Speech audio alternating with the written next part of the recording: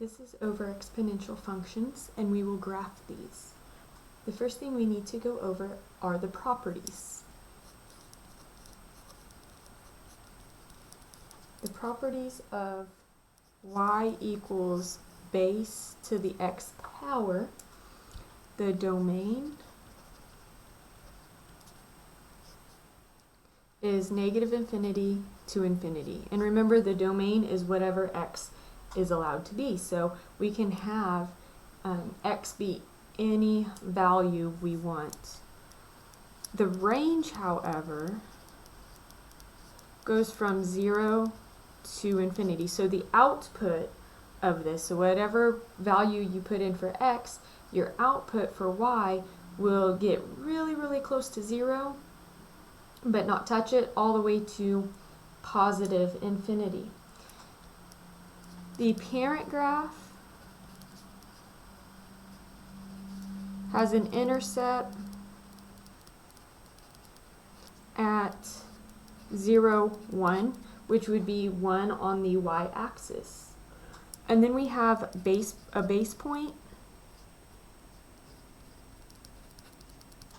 which the base point is always 1b. So that would mean if you plug 1 in for x, b to the first power will be b. So it doesn't matter if b is 2, 3, 4, whatever the case may be. No matter what, any number to the first power will give you that number back.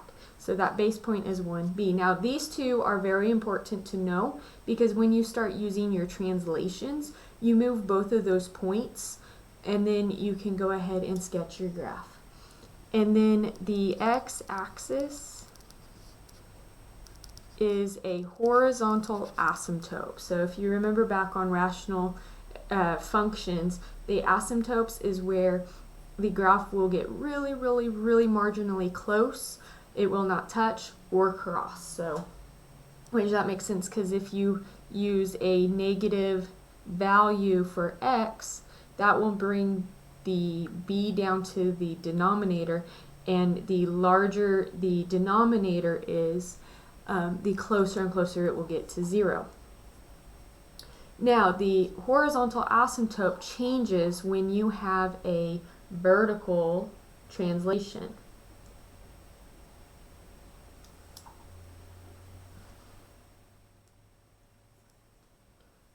And then the parent graph, this 0, 1, if you have to move the graph, it will not always be 0, 1.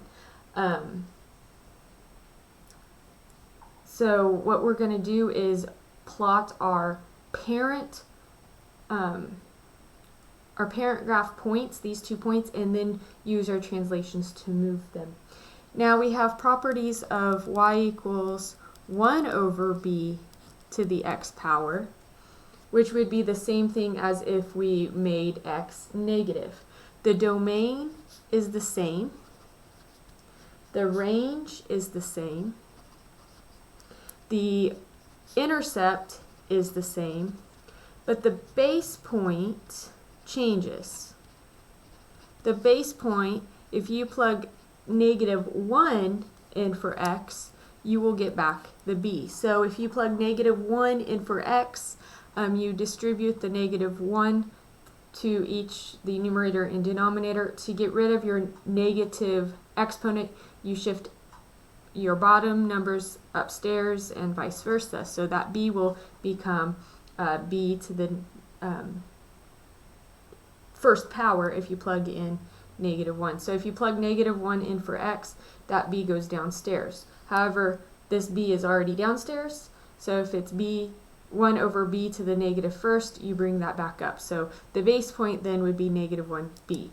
And then the x-axis is the same for the horizontal asymptote. So remember, if it's in the denominator, the base point is then negative 1b. So this would really flip the graph over, or flip the graph around the y-axis. So the general looking graph for this would look like that, where this is always 0, 1, and then this is 1, and wherever our b is. Now this one, it will look the same. It will still have that 0, 1 point, but this time it will have a -1 b point. So it reflects across the y-axis.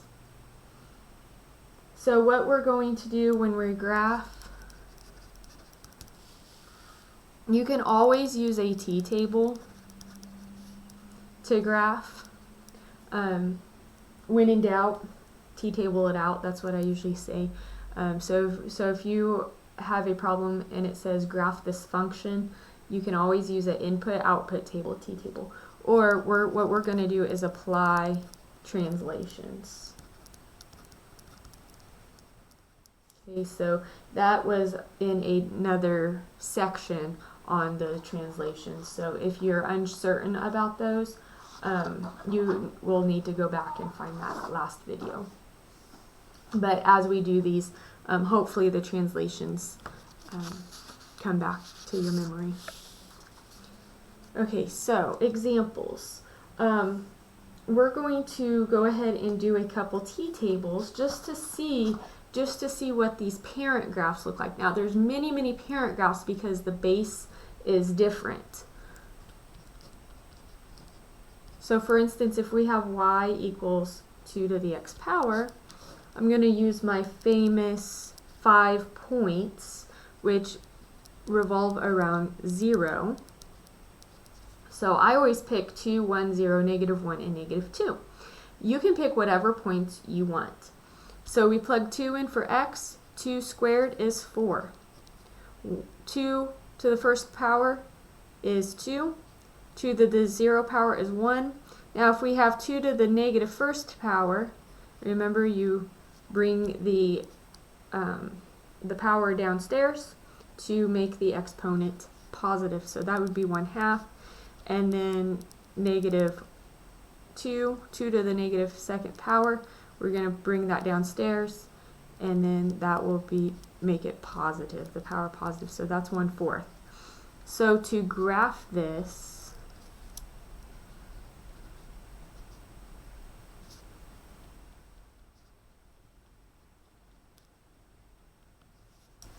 so we will have that 0, 1 as always, and this right here is our base point, and here is our y-intercept.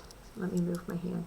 So base point is always 1, and then whatever number you get, as long as it's a parent graph. If it's not a parent graph, meaning you're adding a number to x or adding or subtracting a number completely to this function, then obviously those are going to shift. We have 1, 2, 2, 4, and then down here we have 1/2, and we just get very close. So this graph grows exponentially, and you guys have probably heard something growing exponentially. Well, that means that it just keeps going higher and higher, or steeper and steeper, because as you increase in your x's, so if we have x equals 3, then we'd be at 8. X to the 4, well, that's 16. So it keeps getting steeper and steeper and steeper. Let's look at y 1/3 to the x power. And again, we will use a t-table. And I start out using a t-table just so we can see how these parent graphs look. So put 2 for x. So distribute that, that would be 1/9. If we put 1 here, we would just have 1/3. If we put 0, that's always 1. -1,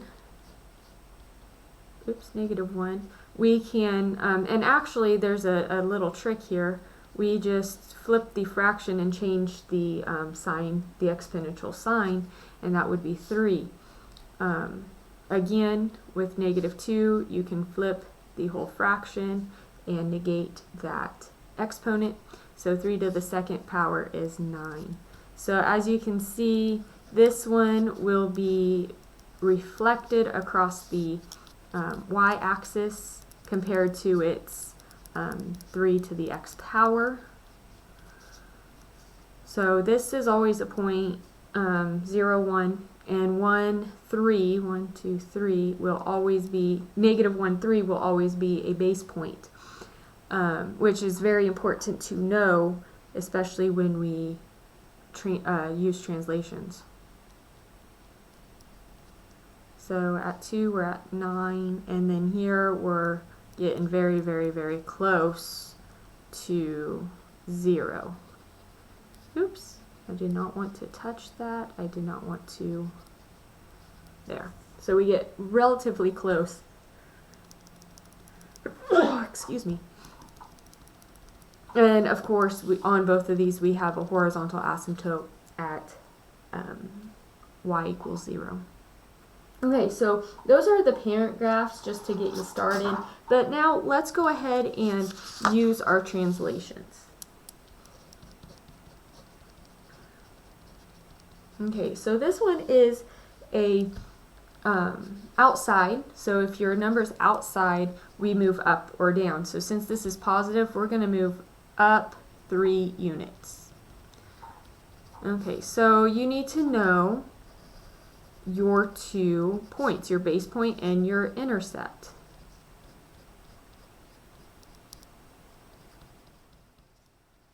Here is our horizontal asymptote, and I usually don't write that in until we're done.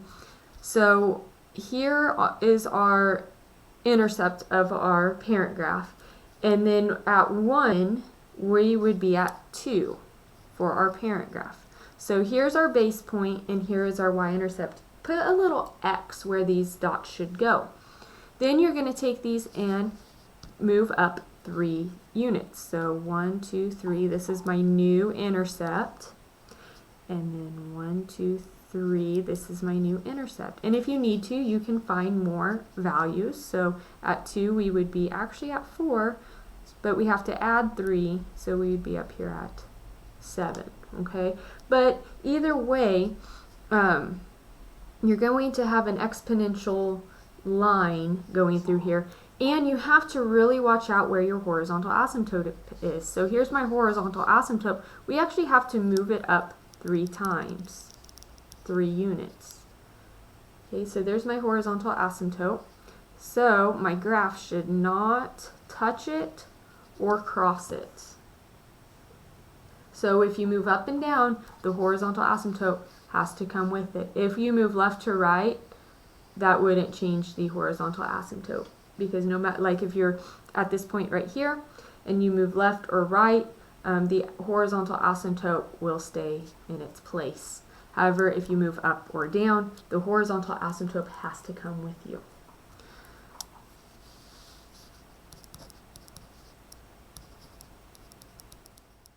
Okay, so between these two, I wrote f of x up here and y down here. Just a little side note, f of x means y. So you could write y up here, you could write f of x down here. It does not matter, it means the same thing.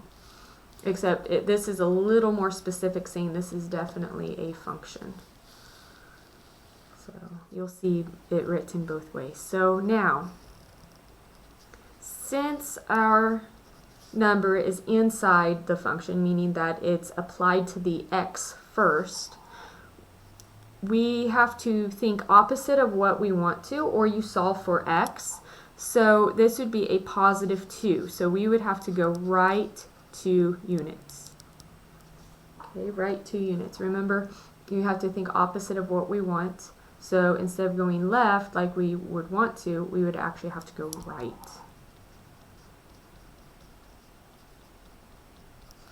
So here is our intercept, and our base point would be 1, 3 this time. So that 1, 3. Remember, our base point is 1 and whatever our base is. Now we're going to move each of these over to the right too. 1, 2, 1, 2. Nope, I think I moved it over a little too much. Ignore that point. It should be right here. And then our horizontal asymptote is going to stay and then you can go ahead and sketch in the graph.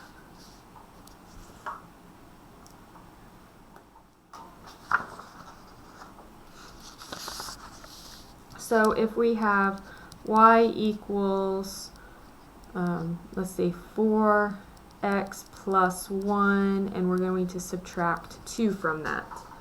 Okay, so we have inside and outside. Since the 1 is inside and it's positive, we're actually going to move left 1 unit. And then we need to move down 2 units. Okay, so remember the insides move left or right, and you have to think opposite of what you want, or just solve for x. Set this equal to 0 and solve for x, and that's the way you go.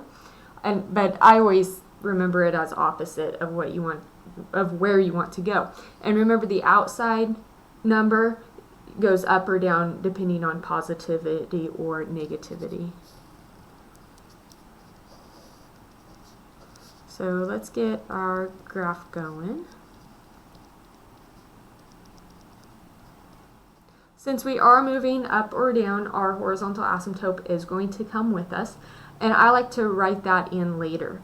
So we have base of 4, so always an intercept at 0, 1, and at 1 we should be at 4. 1, 2, let's see, 1, 2, 3, 4 right here. Okay, so this will be exponentially steeper than the other ones we've worked on. Now with each one of these we need to move it 1 left, 2 down. So 1 left, 2 down, 1, 2. So 1, 1, 2. So here's our new dots. And then our horizontal asymptote will only have to go down 2 units. Because if we move it left 1 unit, well, that's going to keep it where it's at. So go down 2, or at -2, the outside one, the -2, that tells you where your horizontal asymptote is, if that's easier for you to remember. And then you're going to sketch in your graph. It's okay if you have to draw over that intercept. It really shouldn't go through that intercept, it's going through this intercept. But either way, this is the graph when we go 1 unit over and 2 units down. Okay, the next thing I need to cover is base E functions. Okay, so E is approximately 2.72. It's a number you can relate it to pi, because remember pi is 3.14. So pi and E are approximately 3. E is used for population growths. It is actually an irrational number. If you plug or you type E into your calculator, you'll get like 2.71 something or other. But we rounded it to 2 decimal places. Usually the formulas are given for the population growth formulas when we're using the E function. The properties of this are all the same. The domain is -infinity to infinity, meaning that any x can be used. The range is still 0 to infinity, meaning we cannot get less than 0. Of course, we could get less than 0 if we negate any of our functions. We would just have to flip them. Then the intercept,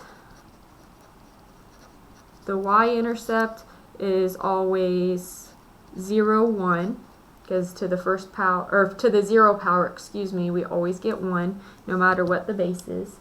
And then the base point is actually 2.72, so really close to 3. It is really, really close to 3. So how I would graph this, and here's our intercept, and at 1 we're at 1, 2, 3, and I come slightly down from 3.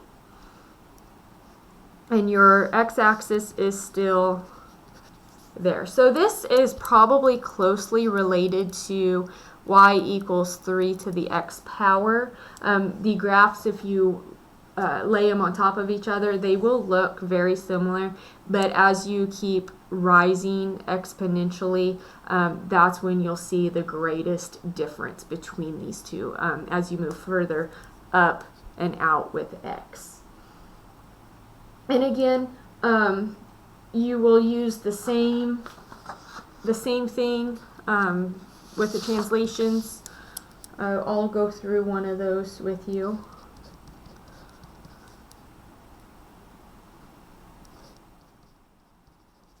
So e x minus 3, and I'm going to go ahead and add 1 to that just so we have some flexibility here.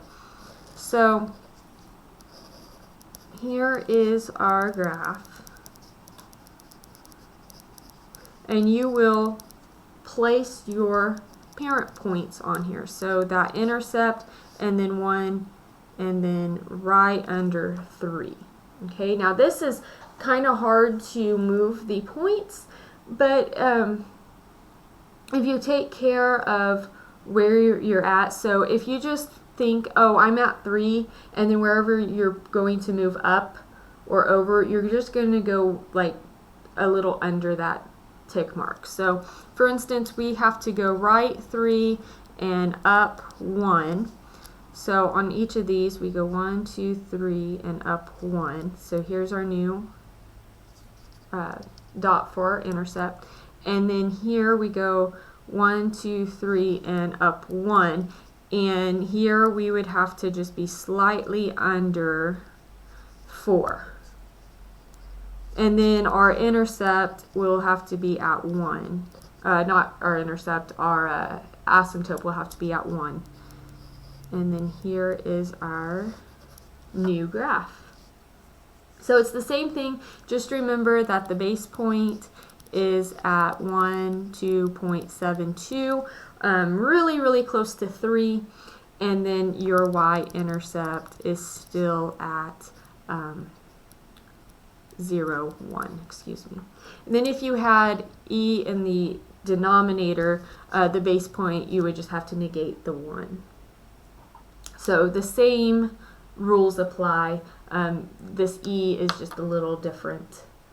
It actually has a value just like pi, and it is irrational just like pi. So anyway, this concludes this video.